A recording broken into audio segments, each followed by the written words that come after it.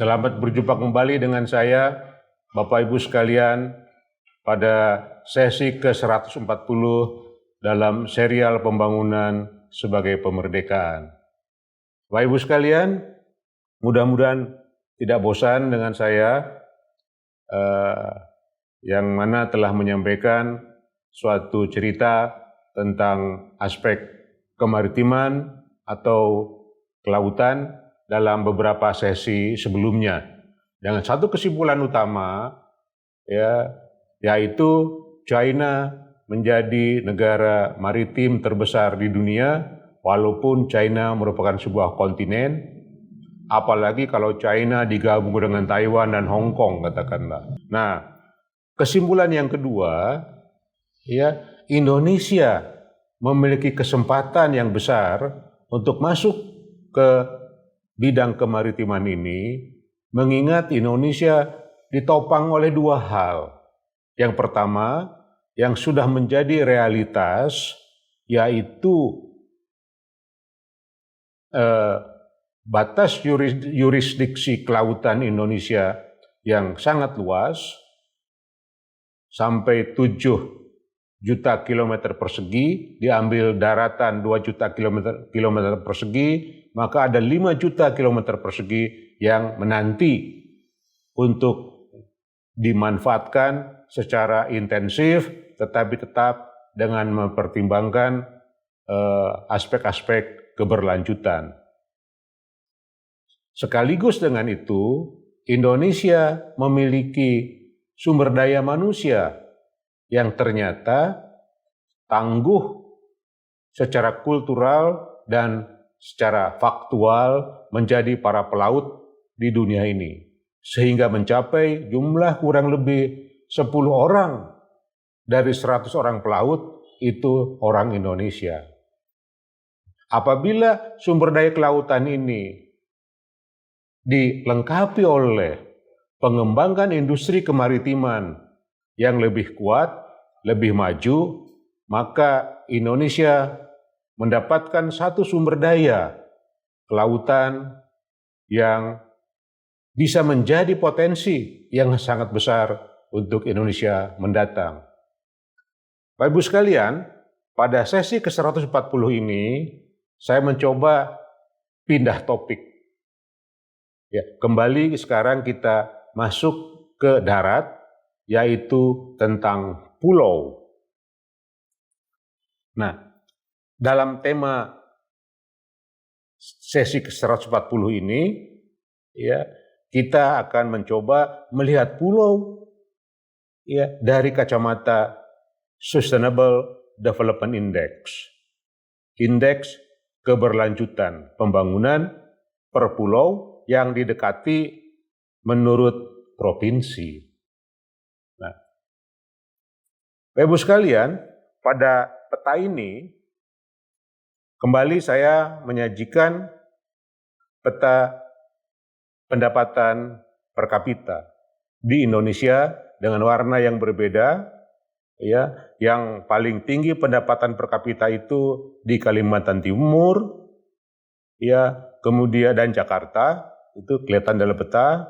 Yang kedua itu daerah Riau, katakanlah, dan kemudian Papua, Nah, Jawa ada pada lapisan yang kedua dari bawah, Nah, kemudian NTT, NTB katakanlah dapat kita lihat di sini berdasarkan pendapatan per kapita regional tahun 2019 dalam US dollar. Nah, jadi Bapak Ibu sekalian, setelah kita menjelajahi dunia kemaritiman, kita kembali ke pulau, kemudian banyak pertanyaan, apa ciri utama pulau dibandingkan dengan benua, dan apa implikasi utamanya untuk pembangunan, sehingga kita harus mendalami kedua-duanya. Kita melihat supaya ada gambaran, saya mencoba nanti akan membandingkan pendapatan per kapita pulau-pulau kita ini setara dengan negara mana. ya katakanlah, supaya kita bisa banding lihat-melihat, ya.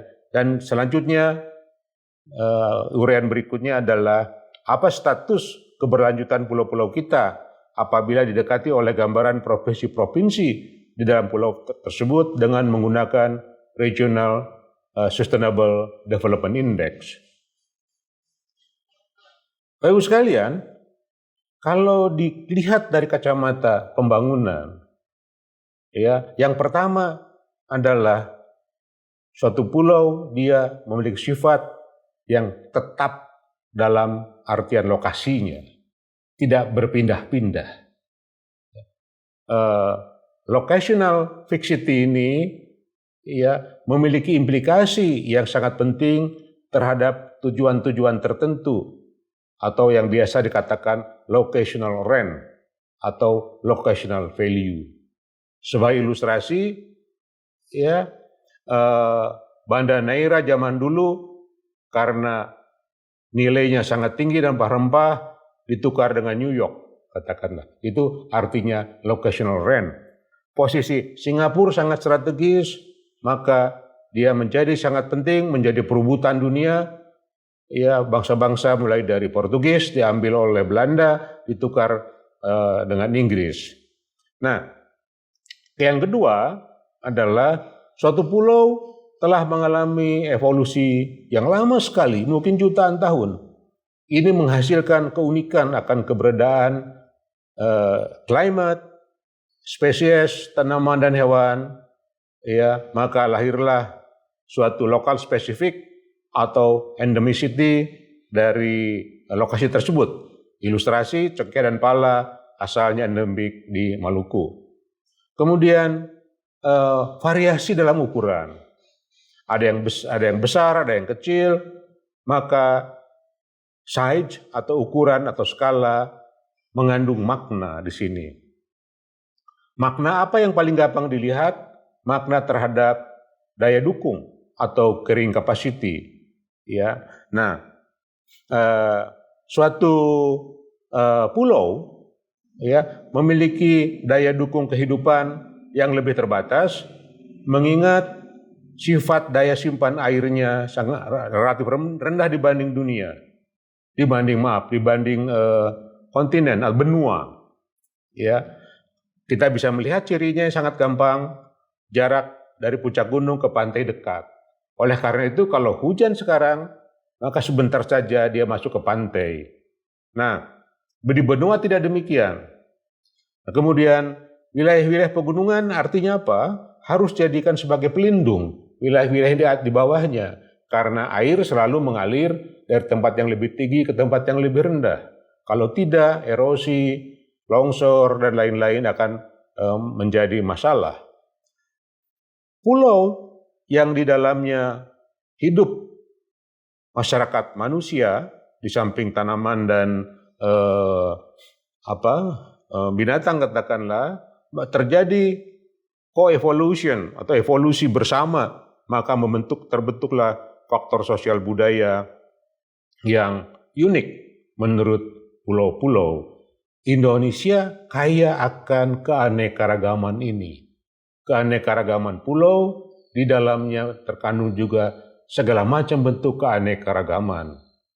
Pertanyaannya, bagaimana pulau-pulau tersebut menjadi sumber daya? Nah, kalau kita lihat gambaran pulau-pulau di Indonesia relatif terhadap negara lain dalam perihal pendapatan per kapita, kita bisa mendapatkan gambaran demikian. Kalimantan misalnya, ya, pada tabel ini ya, mendapatkan pendapatan per kapita paling tinggi di Indonesia, nominal $5.551 pada tahun 2019, itu setara dengan Jamaika. Ya, jadi kalau kita melihat suatu negara, kita ingin punya referensi Kalimantan, maka pendapatan per kapita negara tersebut yang match dengan Kalimantan kurang lebihnya Jamaika. Kemudian Papua Barat, itu kurang lebihnya sama dengan Moldova. Pulau Jawa, kurang lebihnya juga sama dengan Moldova. Sedangkan Sumatera kurang lebihnya sama dengan El Salvador. Ya. Bali kurang lebih sama dengan El Salvador. Sulawesi ya dengan Ukraina. Sunda kecil ya itu Lombok dan beberapa pulau kecil di sekitarnya kurang lebih sama dengan Laos. Kepulauan Maluku sama dengan India, ya, dan itulah gambaran yang kita dapat pada tahun 2019 apabila kita ingin mendapatkan cermin sebuah pulau dengan cermin negara lain. Nah, apa makna dari gambaran tersebut? Ya, tentu disinilah kita bisa membanding-banding, bisa berkontemplasi bagaimana kita memikirkan pengembangan suatu pulau dalam satu konteks kesatuan Indonesia melihat negara-negara tadi. Bapak Ibu sekalian, sebagaimana saya uraikan tadi, saya sebutkan tadi, kita ingin mengetahui sampai di mana ukuran keberlanjutan suatu pulau di Indonesia. Ukuran keberlanjutan berdasarkan suatu indeks. Di sini ada hasil penelitian yang disusun oleh Rahma dan kawan-kawan, ya terbit belum lama ini dalam jurnal Sustainability tahun 2019. Nah, kami ingin sharing hasil membaca Regional Sustainable Index per provinsi di Indonesia ini. Di sini ada tabel, rumusnya bisa dilihat di sini, saya tidak akan uraikan satu persatu, tetapi intinya ada dimensi ekonomi, dimensi sosial, dan dimensi lingkungan. Kemudian indikatornya apa? Ya, dan metode perhitungannya seperti apa? Ya, sehingga kita nanti ya mendapatkan suatu Regional Sustainable Development Index ya berdasarkan 6 variabel, yaitu pertumbuhan ekonomi, unemployment rate atau pengangguran, tingkat kemiskinan, Human Development Index, Gini Index, dan Environmental Quality Index. Data disajikan di sini, rata-ratanya bisa dilihat dalam tabel, yang kemudian supaya terjadi pandangan positif menurut penulis, maka indikator kemiskinan misalnya menjadi indikator non-kemiskinan, 100 dikurangi indeks poverty. Kemudian indikator ketimpangan dibaca menjadi indikator ketidaktimpangan, yaitu 100 dikurangi Gini Index, dan seterusnya. Nah, dengan metode yang dikembangkan oleh para peneliti ini, di sini ada beberapa tabel, ya menurut provinsi, komponen-komponen dari Regional Sustainable Development Index, ya bisa dilihat satu persatu di sini, ya seluruh provinsi di Indonesia. Nah, kemudian di sini juga disajikan yang menarik, itu ada beberapa metode perhitungan rata-rata, ya arithmetic mean, geometric mean, katakanlah indeks entropi, ya.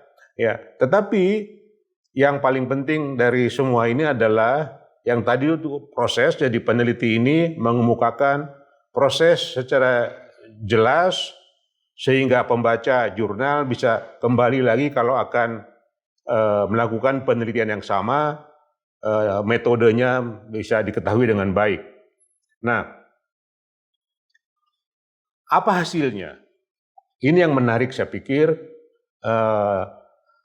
Regional Sustainable Development Index diukur oleh variabel-variabel tadi, ya, maka yang paling tinggi nilai indeksnya itu dicapai oleh Bali. 71,5. Itu nilai Bali paling tinggi. Menarik di sini karena Bali sebetulnya merupakan pulau yang relatif padat. Pulau kecil. Tetapi Bali ya ternyata mendapatkan nilai Regional Sustainable Index yang tinggi. Salah satu penjelasannya adalah bahwa sumber pendapatan, sumber kehidupan di Bali itu turisme. Yang mana turisme tidak bersifat mengeksploitasi sumber daya alam. Dia memanfaatkan yang sering dikatakan dalam literatur ekonomi sumber daya alam sebagai non-consumptive behavior. Itulah tourism. Bukan kita tebang pohonnya ya untuk menikmati pohon itu, tapi kita misalnya berfoto dengan pohon itu. Kita lihat pemandangan yang indah tanpa harus merusak. Ya. Jadi kalau dalam tourism yang bekerja adalah perception, ya perception, ya keindahan. Ya. Nah, Bali dengan keanekaragaman budayanya, dengan kekayaan kulturalnya, ternyata bisa memberikan inspirasi kepada kita semua untuk sebuah pulau. Kelihatannya tourism itu harus, kalau mau untuk sumber pendapatan, menjadi sumber yang sifatnya non-eksploitatif. Mari kita lihat, yang paling rendah apa? Dalam konteks Regional Sustainable Development Index, menurut ukuran yang dikembangkan di sini. Maka 5 provinsi, katakanlah, atau 10 provinsi terendah, itu dimulai dari Maluku, Aceh, Papua Barat, Jawa Barat, Banten, Papua, Riau, Kalimantan Timur, Nusa Tenggara Timur, dan DKI Jakarta. Itulah 10 dengan nilai Regional Sustainable Development Index terendah. Nah, kalau kita kaji di sini, ya secara cepat bisa kita lihat di provinsi-provinsi ini pada umumnya kita memanfaatkan sumber daya alam secara eksploitatif. Ya, jadi Bapak Ibu sekalian, ya apa kesimpulan yang bisa kita buat dari tabel ini, dari analisa Regional Sustainable Development Index menurut provinsi di Indonesia ini? Yang pertama adalah provinsi dan sekaligus pulau, dapat dikatakan pulau kecil, yang memiliki nilai Regional Sustainable Index, Development Index tertinggi adalah Bali. Bali, basisnya tourism, modalnya socio-cultural resources yang menyatu dalam pariwisata. Nah, kemudian, ya, kesimpulan yang kedua menunjukkan bahwa pada umumnya provinsi-provinsi di Pulau Kalimantan, Sumatera, Sulawesi mendapatkan nilai Regional Sustainable Development Index lebih tinggi daripada provinsi-provinsi di Jawa Timur dan daerah istimewa Yogyakarta, kecuali Bengkulu, Gorontalo, Sumatera Utara, Nusa Tenggara Barat, Lampung, Sulawesi Utara, Nusa Tenggara Timur, Kalimantan Timur, dan Riau. Jadi ada 9 provinsi di pulau-pulau Sumatera, Kalimantan, Sulawesi, ya, berada pada nilai Regional Sustainable Development Index lebih rendah dari Jawa Timur dan DI Yogyakarta. Nah, kemudian ada 10 provinsi dengan nilai Regional Sustainable Index terendah. Ya, kalau tadi dibandingkan dengan Jawa, sekarang terendah ada tadi di gambar paling kanan itu. Yang pertama adalah Maluku, Aceh, Papua Barat, Jawa Barat, Banten, Papua, Riau, Kalimantan Timur, Nusa Tenggara Timur, dan DKI Jakarta. Apa artinya?